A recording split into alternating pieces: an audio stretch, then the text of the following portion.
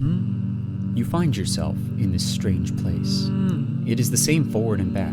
There are a myriad of twists and turns with no sign of light in either direction and no indication of what may lie within the darkness. Along the walls are portraits, once ordinary people who were just like you, forcefully altered to become a gallery of rogues, along with the bizarre maladies that made them that way, through strange scenarios that left a grotesque scar along the faces of their very souls. Now you, discovering yourself to be in a place with no beginning and no end, with only the corner of the next turn to guide you in the darkness, and being surrounded by those who had come before and could not escape, have found yourself here, in the Twisted Corridor.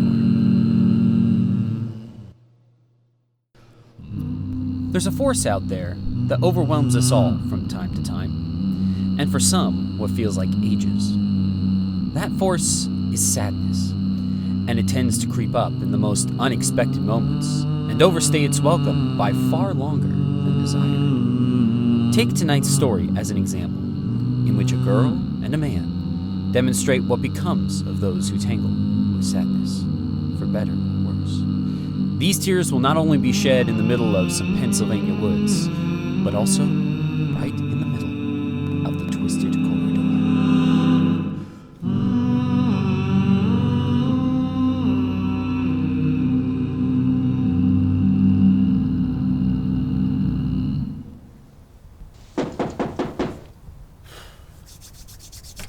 Yes? Oh! You're the officers here to help. Please, come in. Mr. Brooker, I'm Detective Larry Mason from the NYPD. I've been called in due to my history as a former wildlife tracker. Your police chief here in Mont Alto explained the situation, but I'd like to hear it in your own words. It seems your daughter has wandered into the woods. Can you elaborate? Yes, of course. We've only recently moved here from closer to Pittsburgh. Maddie, my daughter, that is, she's been struggling. Yes, I see here that she's 15. Well, I think any girl at that age would struggle with a move, but why run away? I'm sorry, Mr. Brooker. I'm used to talking fast back home. I'm still adjusting to your Pennsylvania ways. I didn't mean to interrupt. Please, do go on. Thank you, officer. Well, she only just started school last month, see, and she wasn't really making any friends there. She said they made fun of her looks and her accent. She didn't enjoy the new environment or being in such a remote place. Has Mrs. Brookert been able to get through to her much? Well, you see, that's part of it, too. My wife met with a fatal accident while driving home one night.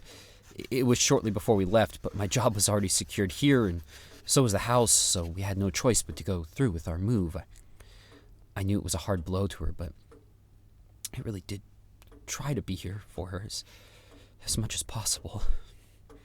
My condolences, Mr. Brookert. I know the difficulties of losing a loved one. Could you please tell us a bit more on the specifics of her disappearance? It surprised me, shocked me, actually. She's got her typical teen interests that will all but be forgotten by next month. But she's never been a rebellious type. In fact, lately she's been expressing feelings of inadequacy in just about everything. Still, we've always been quite close, and we talk things out, especially since her mom passed. But this morning I went to get her up for school, and she was gone a while. Did she take anything with her? No, she left no note and took nothing with her. I even tried calling her phone, but it's here too. Is there any indication as to what she was wearing? Does she wear glasses, hats? Well, now that you mention it, she does wear a wristwatch. By all indications, she seems to have gone out in her pajamas. Was there any place she liked to go to be alone? Yes, she liked walking up the road to the state park. She liked to be alone there from time to time. Then that's where we'll start. Thank you, Mr. Brooker. You've corroborated all the details I have here. We'll start combing the woods and keep you informed. Please, Detective. My girl. She needs found. I don't know what I'll do without her. Please. Mr. Brooker, if it's possible to find her, then we will. Nothing in the woods has ever escaped me. I'll report back at daybreak. All right, men. We're going from here to the edge of the park, and then into the woods, We fan out 2 by 2. Don't call for her. She obviously doesn't want to be found. We're only looking for evidence of her whereabouts. Just call me on the radio when you find something. Let's move. Dean. Sir. That's your name, right? Yes, sir. You're with me. Yes, sir. So, you're from NYC, eh? That's right. But you were a tracker before that? Upstate, I imagine? Yeah, in Hoosick Falls. You know it? I got family in Schenectady. No kidding. Yeah, I've never lived in New York, but I've been there plenty of times. But what brought you to the city? Why give up tracking and become a cop?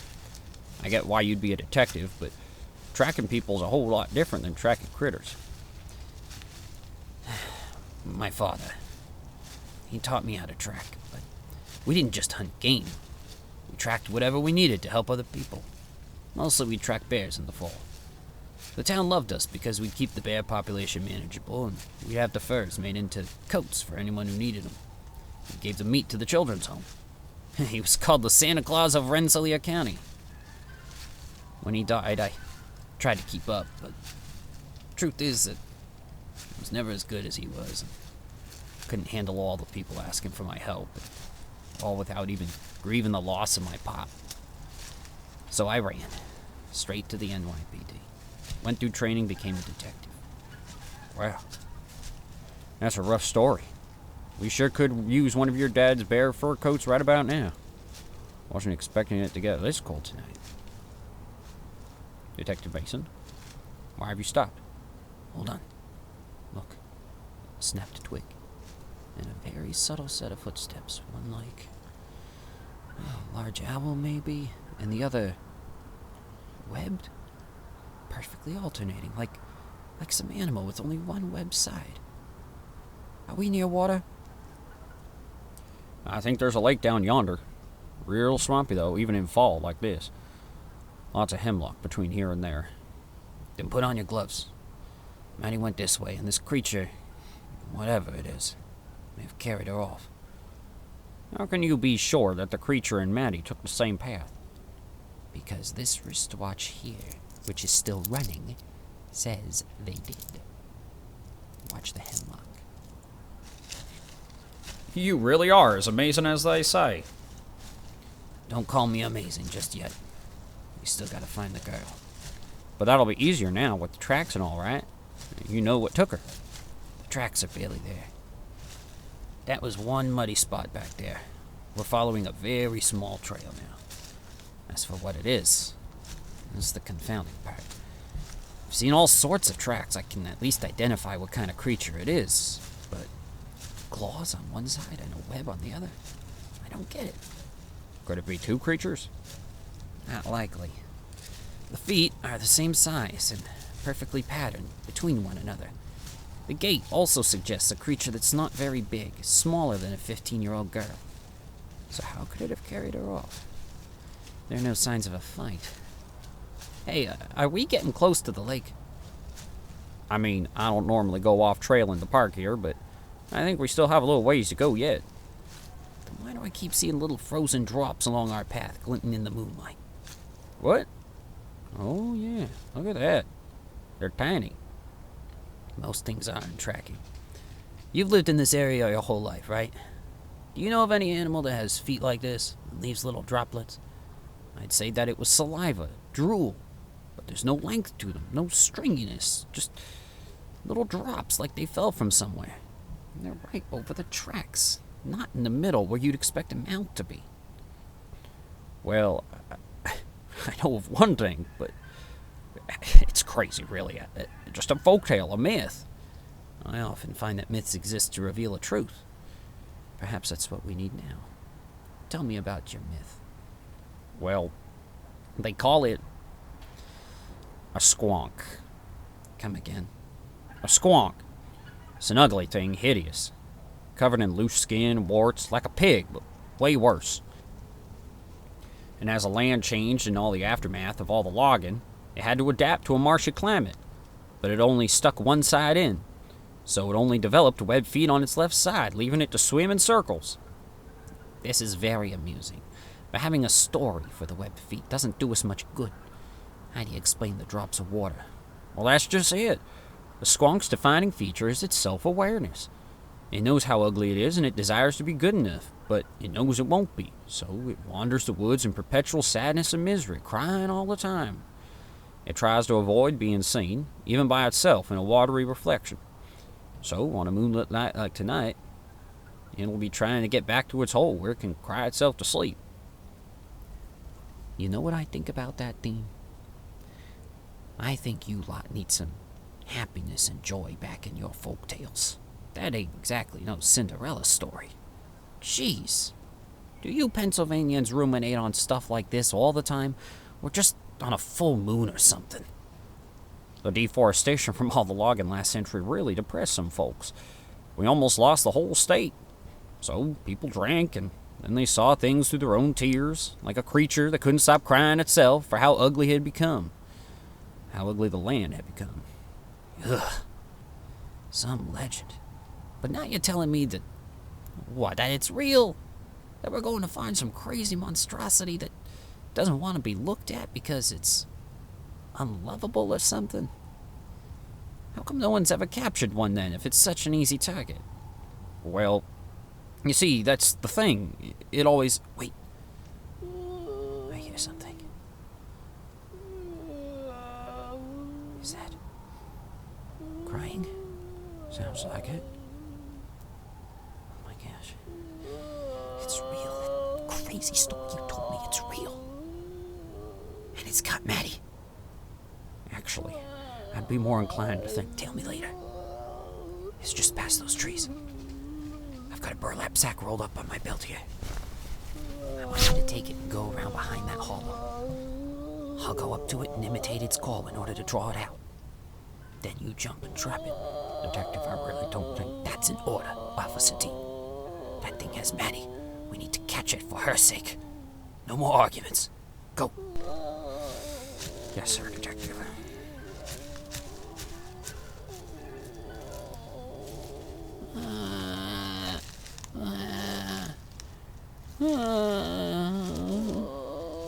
That's right. Come on out now. We're not going to hurt you. Dean was right. Holy cow. Wait, is it wearing clothes? Tattered, but pajamas. The squonk doesn't have Maddie. It is Maddie. Maddie, don't be afraid. Your pop, your dad sent me. My name is Jim. I came to find you. Look, I know what you've been through. I can't imagine what that must be like. I also feel like I'm not good enough. My pop was great, and I couldn't live up to it. I ran away, and I tried to do good like he did, but I can't be who he was. I can't make people happy in the same way that he did. I put bad people in jail, and sometimes I find good people, often in not so good conditions. But nobody smiles at me, thanks me, gives me a hug. I can't give things to people in need, like food to hungry children. I can't make my remaining family proud of me. I put my ma to shame when I ran. I feel Pop hanging over me all the time, and I can't be him, and that saddens me. It really saddens me. But look, I'm still here. I'm not a squonk. And you know why, Maddie? It's because sadness, well, it's just a part of life. It's a terrible part. But it's what makes us who we are. We can be sad all we like, but we can't let it control us. You can't let sadness spiral you down a bad path. We all feel sadness, and for some, it seems like it's too much to handle, but I figure, if you can turn into a squonk, then, well, darn it, you gotta be able to turn back. Please, don't do this to yourself, or to your father. Come back to us. Come back, Maddie. I hope you're thinking about it, Maddie. I hope it's possible to come back. But in the meantime, your papa's waiting for his little girl to come home. And that's what I promised to bring him. It's for your own good. Now, Dean!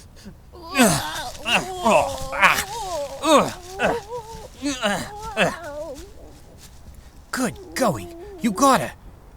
Sure thing, Detective. What's the matter with you? We're gonna bring her back. And it's going to prove the legend true all in one night. You're not happy about that? We'll see, Detective. What do you mean, we'll see?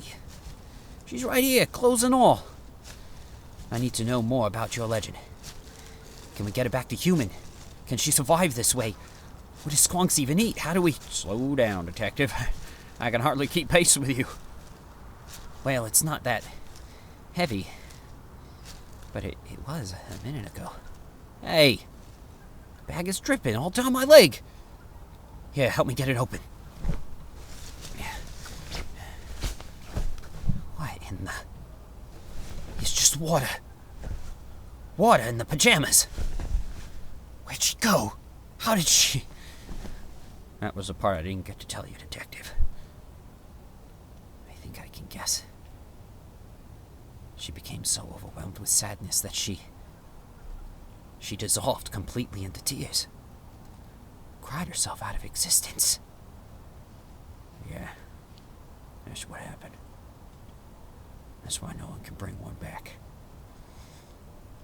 Ugh. Why couldn't she move forward? Why did it terrify her so much? You know, grief will do that to a person sometimes. But I failed. Again. I was so sure of myself. I was finally going to do something good and helpful. Take a special assignment. Pull off a miracle for a family in need. And now I have to look her father dead in the eye. Tell him she's gone. I'm sorry, Detective. Squonks only exist here, in Franklin County, as far as I know. Then I'll board a plane for New York in the morning. Or else I'll become one myself. Wait, Detective. How are we going to move forward on this? I don't know if there is moving forward from this one, Dean. I'm not sure I ever can.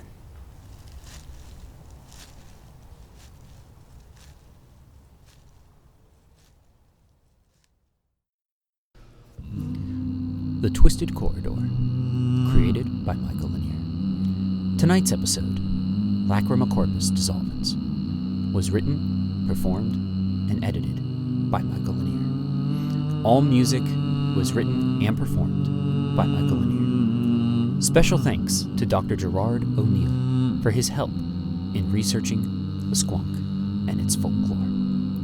This is Michael Lanier, inviting you once again to join us on the dark paths and haunted shadows that lie in the Twisted Corridor.